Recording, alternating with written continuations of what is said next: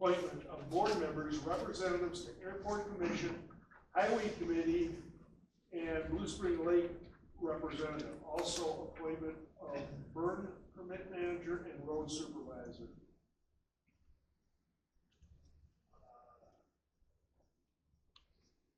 Question on that, Michelle? Or? Does everyone want to serve in the capacity they Same served thing, previously? I'm fine staying with Blue Spring Lake and the burn. I'll stay where I'm at.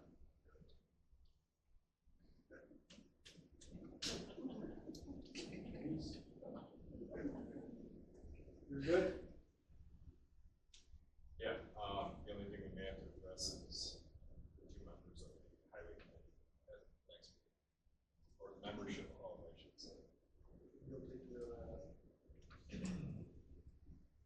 I suppose I can. I stand corrected, May 9th. Oh, anything else on that? Terry, where is that? Right here. Right here. Okay.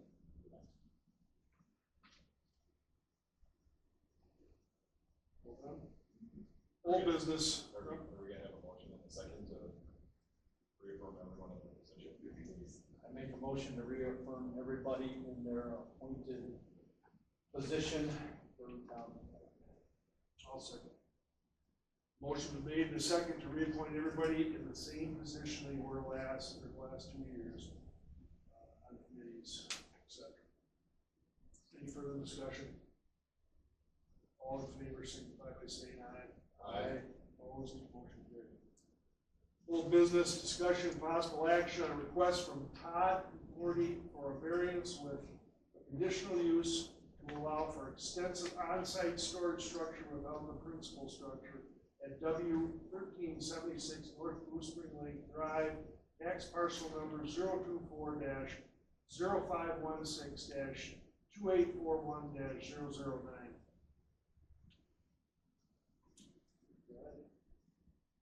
I didn't see Todd, but I see his better half sitting in our audience tonight. Met with both of them approximately 2 weeks ago to go through not only the existing site, but again, the information in their applications as a review. Conditional uses for the second building with no primary structure on the lot. The variance is requested to go to the proposed 32 by 24 foot, I'll call it secondary structure. The conditional use permit was actually applied for 24 by 21 foot building, correct, so far? All I know is 768 square feet. Okay. Is the maximum. Without the variance, or with it? With it, okay. The existing 990 square foot secondary garage has sewer. There is an established driveway to that structure. Talking with the Conforties, they believe that there is no need for a second driveway. Reassured that they will not regrade or remove the existing drainage swale that kind of bisects the parcel.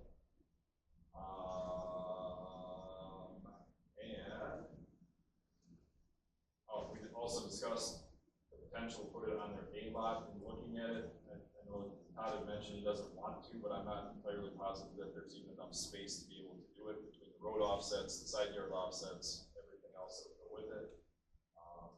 They reassured me that they have no interest in using the existing garage as a short-term rental or Airbnb or a long-term secondary rental, correct? Correct. Okay. And that they don't plan on putting it up and selling. So, with that, I would recommend approval of the conditional use permit and the requested variance to construct a secondary building on a parcel with no primary structure, to include the variance of 32 by 24 as the maximum size for the building. I would also recommend that in the notes that we provide to the county, that we stipulate a request that there be no second driveway established to North Blue Spring Lake Drive for the secondary structure, and that there is no alteration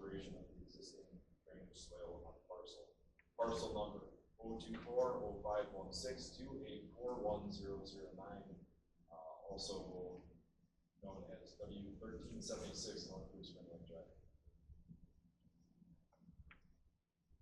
I'll second the motion. As I'm stated. not sure Yes. adopt that with your further recommendations or limitations. That was my recommended approval to the county. Yes. Correct. I'll second the motion. Motion's been made to give the variance on 024-0516-2841-009 as stated by Supervisor Gajewski. Any further discussion? And their conditional use permit. And their conditional use permit. I know there's a motion on the floor, but I wanted to have a supportive comment, but also a suggestion. So if I could have public comment, be brief. Go ahead. Should I go up there? No, you don't, it's fine. Okay. My name is Brian Randall. I own property at W1473 North Blue Spring Lake Drive. As I mentioned, I'm supportive of the request before you, but I would suggest you put a condition as part of the conditional use permit that the accessory structure, the new one, can only be used as long as the current property owners have that primary residence on the lake. I think an ordinance such as this is to maximize the highest and best use of property, and that is best achieved with an investment with a primary structure. The concern I would have with Blue Spring Lake with a lot of B lots is suddenly a bunch of weekend warriors put up pole barns and put their toys, either boats for the lake or UTVs or ATVs, to have ready access to everything, and they're not making that full investment in the primary structure. And so I know that's not what the Conforties are doing. They have a primary structure there, but conditional uses do allow you to put reasonable conditions related to the relevant evidence before you. And so it seems to me that it would be prudent to say that the accessory use structure can be a conditional use approval, provided that the property owners continue to have that linked property on the lake. I think that's what's in the application, is what they rely on. I don't begrudge them. I wouldn't want to put an extra structure on the A lot either to clutter that up. But I ask you to think ahead, and just would other people suddenly start to put in more structures without having that investment, and then wanting the ready access to the town roads, to the lake, on what's a small lake as well. I think we can handle the traffic that we have as a public boat launch, but if we double our resident boats without actual residents, it might be a hardship in the future. So I would just suggest that you make that as a condition of the conditional use approval, which I think you do have the authority under Act 67. Thanks. So you're wanting us to do, you're thinking we should do this for this? Do this for this? I think it'd be just specific to this property owner, because they do own a property on the A side. But something you can point to then for any future, maybe someone doesn't own an A property, they just come in with a B, say I want to do an accessory structure without a primary residence, and they would point to this as a precedent that they should be entitled to that. So it's kind of a protective measure. Again, I don't think it's a hardship for the Conforties. They have an A lot, they just need extra room. That's why I support it, because they are owners and investors already on the lake. What's your take on this here? Well, typically it was conditional use permit runs with the land. You can specify that would run with a specific person.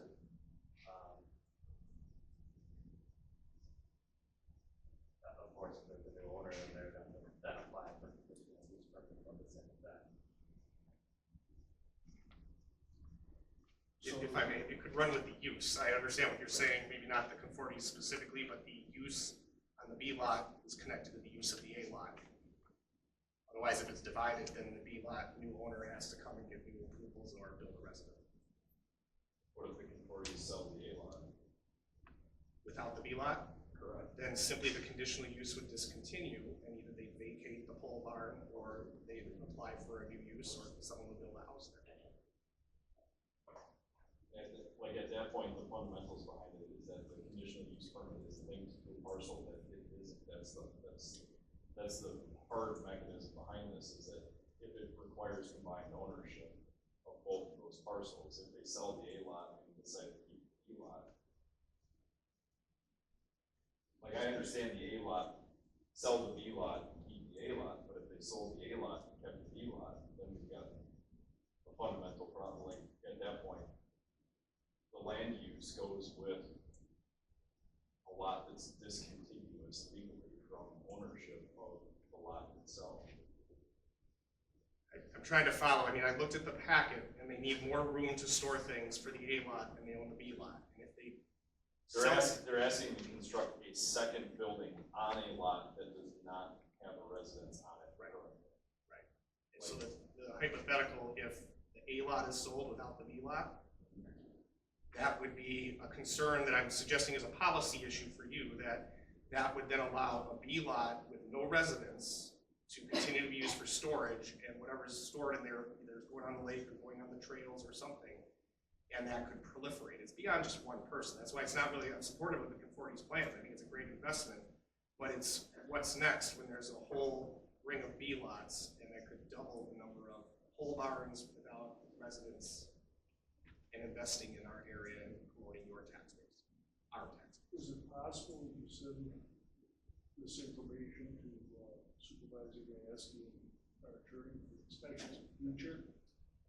Sure. So consider this impossible with a policy or something? I'd be happy to. I think it is your policy, though. I mean, I think that's why the approval is needed, to have a permission for a secondary structure without a primary residence. That probably is your policy, right?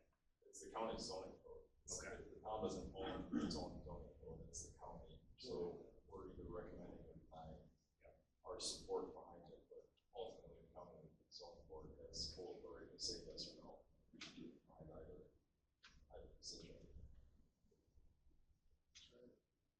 The twice removed portion of this is that whether or not it really is applicable. I don't know that deed ownership of a separate legal parcel is something that would be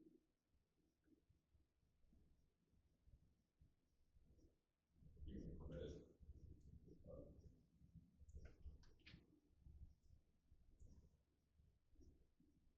So we'll move forward with the motion as stated. Motion and a second. So what you're saying by doing that is, thank you for the comment, but we're gonna move on without action on that? On this. Is that You're welcome. we get a little mixed up once in a while. We're throwing a lot of irons in the fire. Didn't mean to, just had a comment. You know what you're doing, obviously. I guess I would add the comment that I totally understand what Brian is saying as a lake resident. If what happens, that what he described happens, it is creating additional traffic on North Blue Spring Lake, and which could obviously set precedents, like you said, and be an issue. And maybe it's something because, and I don't know that we want to table it yet, well, consider, but it is something we might want to talk about in a future agenda for going forward from that point, because I do understand what you're saying, and I don't disagree.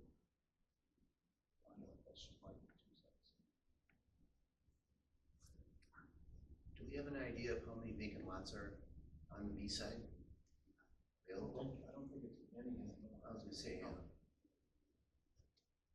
I don't think it's many anymore, especially since those one on up above Lynn and Bob and over there on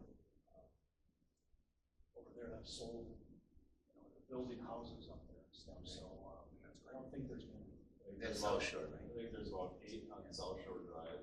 Like, Yeah. if you first come off Highway H, I think there's about 8 lots that are garage only, but not resident garage only. So, I'm not trying to slow anything up. I just wanted to add that we may want to just talk about it on a future agenda at some point. Motion on the floor. Okay, motion and a second has been made. All in favor signify by saying aye. Aye. Opposed? Motion carried.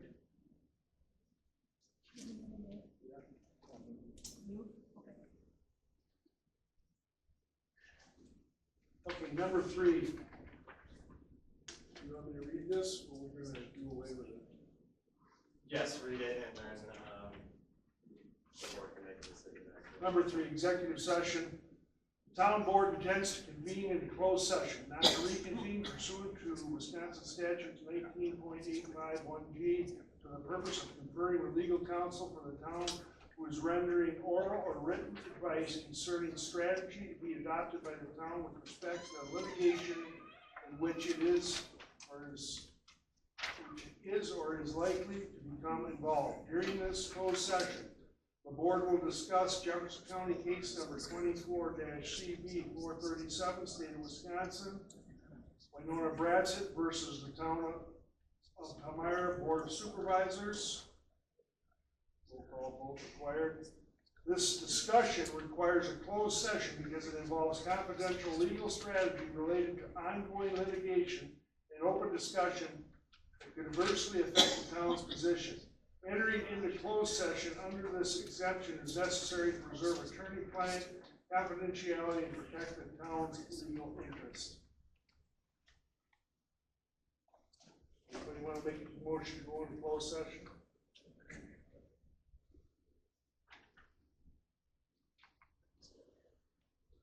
So no? We're not going to closed session. I make a motion that we adjourn our town board meeting of April 14th, 2025. Second. All in favor, signify by saying aye.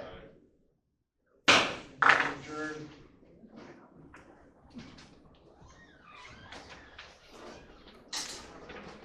Thank you, everybody, for coming.